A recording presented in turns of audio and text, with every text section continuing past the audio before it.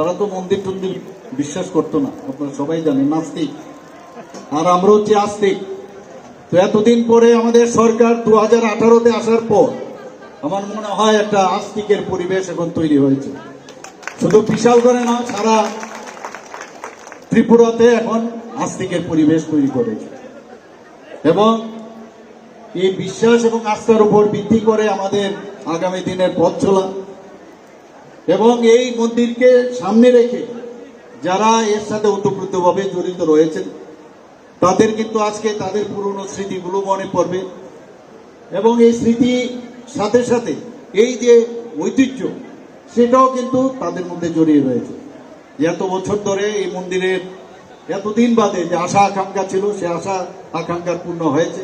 এবং এর জন্য আমি মাননীয় বিধায়ক মহোদয়কে বিশেষভাবে আমি ধন্যবাদ দেব, যে উনি যেভাবে চেষ্টা করেছেন বিশালগড়বাসীর সমস্ত সবার যারা এখানে ধর্মপ্রাণ মানুষের যে আস্থা, সে আস্থাকে উনি সেটা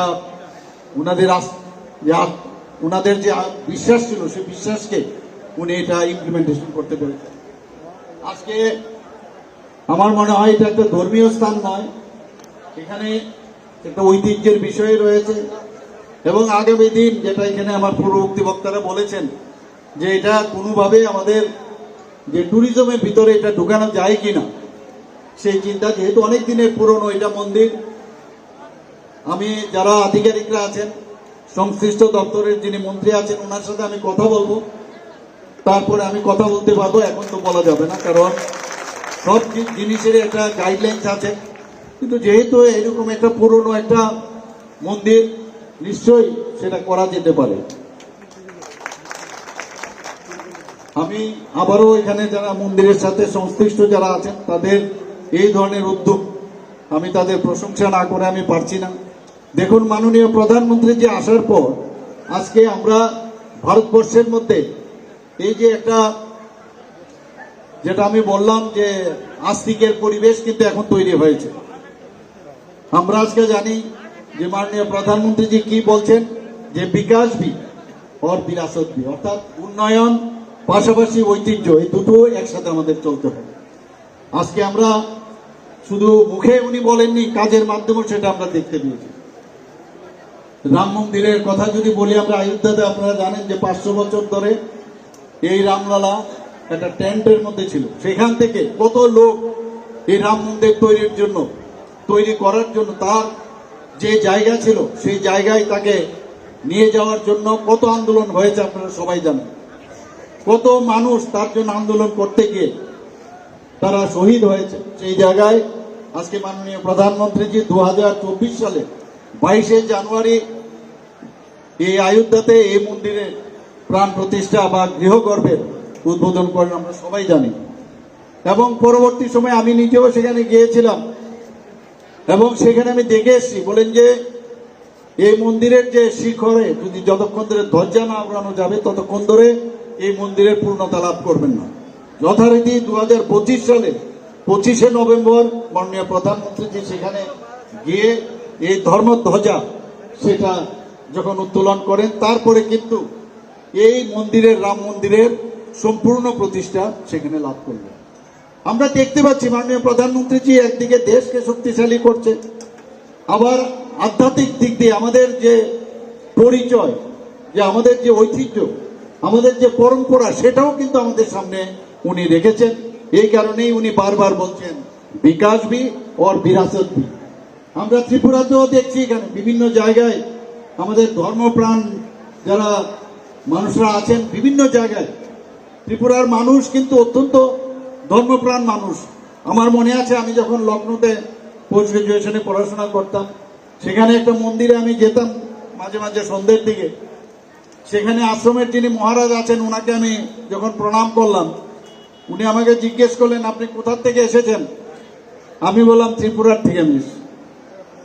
যেমনি বলা তেমনি উনি সাথে সাথে আমাকে জড়িয়ে ধরলেন, বললেন যে ত্রিপুরার মানুষ তো প্রচন্ড ধর্মপ্রাণ মানুষ। কারণ আমি ওখানেও ছিলাম, যে আশ্রমের কথা আমি বললাম সেটা আমি নাই বললাম, কিন্তু এইরকম আমাদের মানুষ কিন্তু এখানে প্রচন্ড ভাবে ধর্মকে বিশ্বাস করে।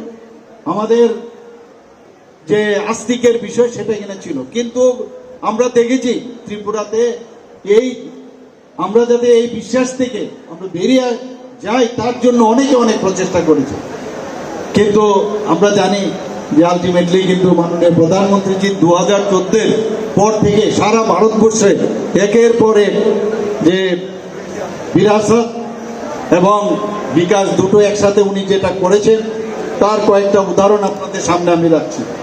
2023 সালের ডিসেম্বর মাসে বারাণসীতে উমরাহাতে বিশ্বের অন্যতম বৃহৎ যে ধ্যান কেন্দ্র সেই ইগা এবং জ্ঞান তীর্থ উদ্বোধন উনি করেছেন। 2017 সালে কোয়েম্বাটুরে 112 ফুট উঁচু আদিযোগী শিবের মূর্তি সেখানে উন্মোচন করেন। 2022 সালের একাদশ ভক্তি সাধক শ্রী রামানুচার্যের 216 ফিট উঁচুর মূর্তি উদ্বোধন করেন। কাশী বিশ্বনাথ ধাম ও করিডোর বারাণসীতে আপনারা সবাই জানেন 2021-এ সেটা নতুনভাবে আমাদের সারা ভারতবর্ষের মানুষের জন্য তিনি উৎসর্গ করেছেন। উজ্জয়িনীতে সেখানেও আমি গেছি, সব জায়গায় গেছি আমি, আপনারাও গেছেন হয়তোবা। আমরা দেখেছি কাশী বিশ্বনাথ ধাম এবং করিডোর বারাণসীতে, পাশাপাশি উজ্জয়িনীতে মধ্যপ্রদেশে পাশাপাশি উজ্জয়িনীতে মধ্যপ্রদেশে সেখানেও 2022 সালের অক্টোবরে দ্বাদশ জ্যোতির্লিঙ্গের যে অন্যমত মহাকালেশ্বর মন্দির প্রাঙ্গণ এত সুন্দরভাবে সেখানে করেছেন। কেদারনাথ ধাম পুনর্নির্মাণ করা হয়েছে, আপনারা উত্তরাখণ্ডে জানেন সেখানে ফ্লাডের কারণে সেটা নষ্ট হয়ে গেছিল। সেটাকে 2013 সালে এই বন্যার পরে সেটাকে নতুনভাবে আবার সেখানে উনি সেটাকে তৈরি করেন। আদি শঙ্করাচার্যের যে সমাধি এবং মূর্তি সেখানে স্থাপন করেন। 2021 সালে গুজরাটে সোমনাথ মন্দিরের সেখানেও যে সমুদ্র দর্শনের যে পথ সেটা নতুনভাবে আমাদের ভারতবর্ষের মানুষের জন্য সেটা উৎসর্গ করেছেন। কিছুদিন আগে আপনারা জানেন ত্রিপুরা সুন্দরী মন্দিরে সেটা সুন্দরভাবে আমরা এই যে প্রসাদ প্রকল্পের মাধ্যমে সেখান থেকে আমরা টাকা পেয়েছি। পাশাপাশি আমাদের ত্রিপুরা সরকার থেকেও আমরা প্রায় 17 কোটি টাকা আমাদের তরফ থেকে দিয়েছি। আর প্রসাদ প্রকল্পে আমরা 25 কোটি টাকার মতো পেয়েছিলাম। সেটা মিলে আমরা এটাকে একটা ভব্য মন্দিরের মতো আমরা এখন করেছি ত্রিপুরা সুন্দরী মন্দির। আপনারা সবাই জানেন যে 51 শক্তিপীঠের একটা, সেই জায়গায় মাননীয় প্রধানমন্ত্রীজি সেটা এসে উদ্বোধন করেছেন।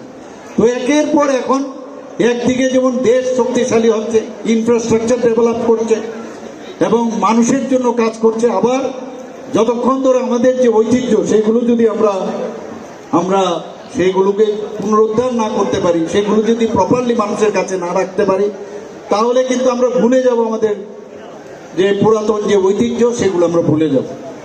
নালন্দা বিশ্ববিদ্যালয়ের কথা আপনারা জানেন, একটা সময় ছিল সেই নালন্দা বিশ্ববিদ্যালয় যেটা বিহারে, সেটা ধ্বংস হয়েছিল। বিদেশ থেকে মানুষ আসতো এখানে, সারা পৃথিবীর মধ্যে তৎকালীন সময়ে এটা সর্বশ্রেষ্ঠ বিশ্ববিদ্যালয় ছিল। সেটাকে পুনরুদ্ধার এবং পুনর্নির্মাণ মাননীয় প্রধানমন্ত্রীজি করেছেন। বৌদ্ধ ধর্মে কিভাবে শিক্ষা দিতে হয় সেই বিষয়ে উনি রেখেছেন বন্ধুগণ। আমরা এই যে একের পরে যে কাজ মাননীয় প্রধানমন্ত্রীজি আমাদের যেভাবে আমাদের বলছেন, যে মার্গদর্শন আমাদের দিচ্ছেন, সেইভাবে আমরাও কিন্তু কাজ করে চলছি। এখানে আপনারাও কিন্তু যারা আজকে এই মন্দিরের সাথে যুক্ত সবাইকে আমি ধন্যবাদ দেব এই কারণে, আপনারাও কিন্তু এই কাজটা আপনারা করেছেন। আজকে এখানে আমাদের প্রাণ পুরুষ পণ্ডিত দীনদয়ালজি যে মূর্তি আজকে এখানে প্রতিষ্ঠিত হলো, আপনারা সবাই জানেন পণ্ডিত দীনদয়ালজি কে ছিলেন। একটা সময় ছিল পণ্ডিত দীনদয়ালজিকে যাতে না জানতে পারি, আমাদের মানুষ যাতে না জানতে পারে, এরকম একটা ব্যবস্থা তৎকালীন সময়ের সরকার সেই কাজগুলো করেছেন। মুঘল সরাইয়ে ওনার দেহ আমরা পেয়েছি, রেল লাইনের মধ্যে পড়েছিল এবং কিভাবে রহস্যজনকভাবে উনি মৃত্যুবরণ করেছিলেন আপনারা সবাই জানেন। আজকে পণ্ডিত দীনদয়ালজির যে বাইপাসের মুখটার মধ্যে যে পণ্ডিত দীনদয়ালজির যে মূর্তি স্থাপন হলো, এটা মেইন উদ্দেশ্য কি, যে নেক্সট যে জেনারেশন আছে সেই নেক্সট জেনারেশন, কারণ চড়াই বেতি একবার এক একজন জেনারেশন আসবে এবং এইভাবেই জীবন চলবে।